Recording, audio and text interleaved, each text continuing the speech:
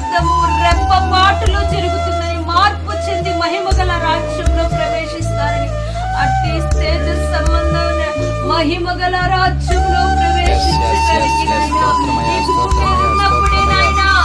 ఏవైతే విడిచిపెట్టాలో అవి విడిచిపెట్టడానికి, ఏవైతే కలిగి ఉండాలో అవి కలిగి ఉండడానికి నీ లేఖనముల ద్వారా నాయనా